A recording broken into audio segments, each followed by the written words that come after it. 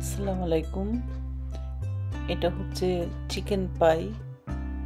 আমরা সাধারণত apple pie খাই, কিন্তু চিকেন পাই খুব একটা খাওয়া হয় না। এটা অবশ্য আমার ছেলে বানাইছে আজকে। আর খেতে কিন্তু অনেক মজা, বরাবরের মতোই, আর খুবই হেলদি। ভিতরে চিকেন, মাশরুম এবং পিস এই তিনটা দিয়ে করছে, খুবই টেস্টি। আশা করছি ভিডিওটা ভালো লাগবে। এটা প্রথমেই 1 কাপ ওয়ার্ম দুধের মধ্যে 1.5 টেবিল চামচ ইস্ট দিয়ে এটা অ্যাক্টিভেট করতে হবে। এটা 10 মিনিট রেখে দিবে অ্যাক্টিভ করার জন্য। তারপর 10 মিনিট পরে ডোটা ধরবে। আর এর মধ্যে এখন চিকেন ব্রেস্টকে কিছু কাটছে, কিছু কাটে নাই, ও সিদ্ধ বসাই দিচ্ছে। প্রথমে লবণ আর হাফ চামচ ব্ল্যাক পেপার দিয়ে এটা বয়েলে বসাই দিল। এর মাঝে 10 মিনিট পরে ইস্টে অ্যাক্টিভ হয়ে গেছে। এখন এখানে 1 কাপ ময়দা দিয়ে দিবে, দিয়ে আর সামান্য একটু লবণ দিয়ে ডোটা মাখাইতে হবে।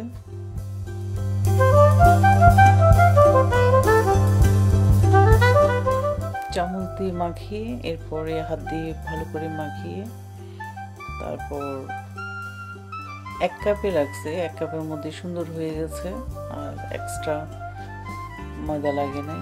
এরপরে সামান্য একটু তেল দিয়ে আর একটু মাখিয়ে নিতে হবে।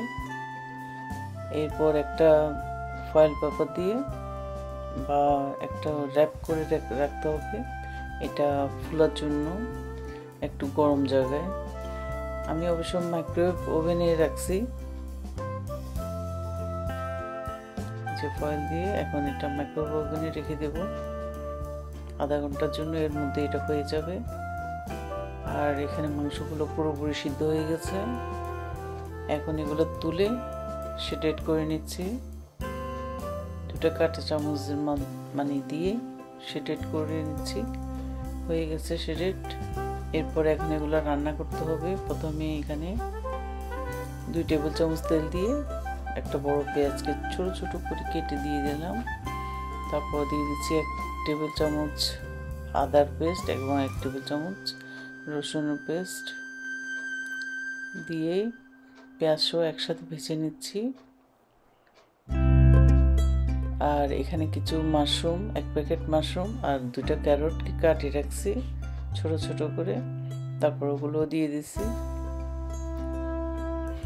একসাথে সবগুলো ভালো করে একটু নেড়ে কষাই নিচ্ছি। তারপর এখন দিয়ে দিচ্ছি প্রথমে 1 চামচ লবণ, তারপর দিয়ে দিচ্ছি হাফ চামচ ব্ল্যাক পেপার, হাফ চামচ লাল মরিচের গুঁড়া, তারপর 1 চামচ চিনি দিয়ে ভালো করে এখন নাড়াচাড়া দিয়ে, তারপর এখন দিয়ে দিব এখানে চিকেনগুলো আমি সেটেট করে রাখছি, ওগুলো চিকেনগুলো দিয়ে তারপর এখন ভালো করে মিক্সড করে নেব।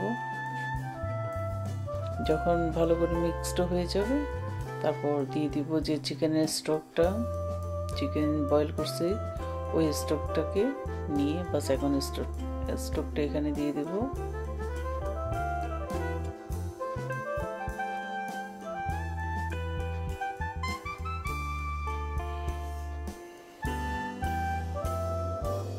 তারপর এখন ঢাকনা দিয়ে আমি কয়েক মিনিট রান্না করব।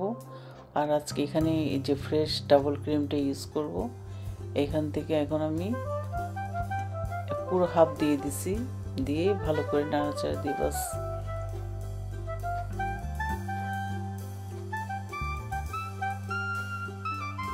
তারপর এখন দিব চিজ। এখানে আমি 1 কাপের মতো চিজ ইউজ করতেছি। চিজ দিয়ে ভালো করে নাড়াচাড়া দিয়ে এখন ঢাকনা দিয়ে আমি রান্না করে নিব।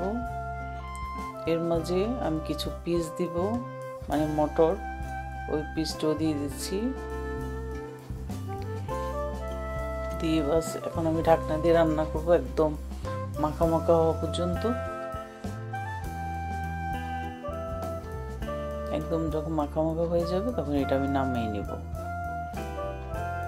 এর মধ্যে আমার ডোটা মানে পুরোপুরি ফুলে গেছে। এখন এটাকে আমি ছোট ছোট করে লেচি কেটে নিব। প্রথমে একটু মধ্যে নিব, এরপর ছোট করে লেচি কেটে নিব। কারণ আমার পায়ের জন্য নিচের একটা রুটি, তারপর উপরে একটা রুটি, দুটো রুটি লাগবে। আর চিকন চিকনের ডিজাইনটার জন্য ছোট্ট একটা রুটি রাখবে। তাহলে আমি 3 ভাগ করে নেব, নিয়ে তারপরে একটা পিসকে নিয়ে বাস এখন বেলে নেব।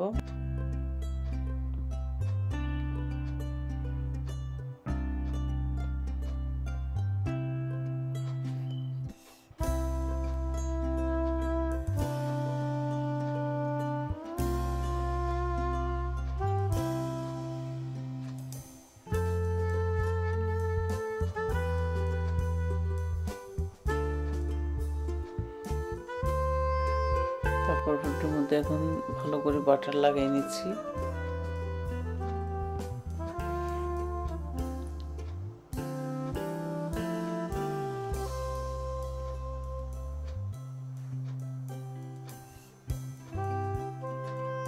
আর এর মাঝে আমার চিকেনটা একদম পুরো মাখা মাখা হয়ে গেছে। একটা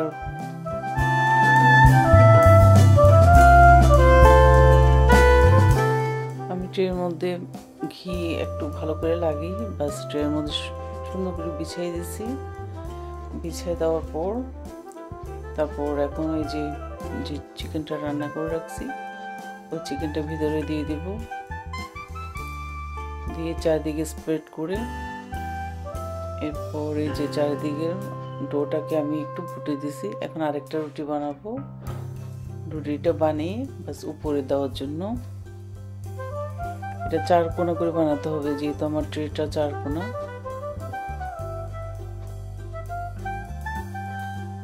তারপর এটা উপরে আমি দিয়ে দিব।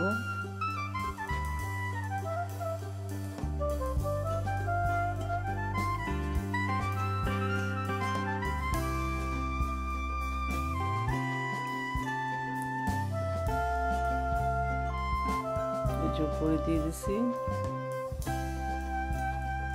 তারপর এখন আমি আরেকটা রুটি বেনে এটাকে চিকন চিকন করে কেটে নিব। কেটে তারপর উপরে একটু বাটার দিয়ে তারপর এখন এটা ডিজাইনটা করব। যে পায়ের যে ডিজাইনটা হয় ওই ডিজাইনটাই করে নেব। প্রথমে এইভাবে দিছি, এরপর এবার এইভাবে মানে ক্রস করে করে, কারণ এটা দেখতেও ভালো লাগে, মানে খুবই নাইস লাগে। এরপর এটা যখন হয়ে যাবে তারপর এটা আমি 180-তে প্রায় 1 ঘন্টার জন্য দিয়ে দিব। আর 1 ঘন্টা পরে অবস্থা দেখেন, খুব সুন্দর হয়েছে, একদম পুরোটা ক্রিস্পি হয়েছে আর খেতে খুবই মজা। মানে অবশ্যই আপনারা বানিয়ে দেখবেন, এত মজা যে দোকান থেকে আর কিনে খেতে হবে না, এত টেস্টি। আশা করছি ভিডিওটা ভালো লাগবে। ভালো লাগলে অবশ্যই লাইক করবেন, শেয়ার করবেন, আমার চ্যানেলকে সাবস্ক্রাইব করবেন এবং আমার ফেসবুক পেজকে লাইক করবেন। আজকে এই পর্যন্তই। আল্লাহ হাফিজ।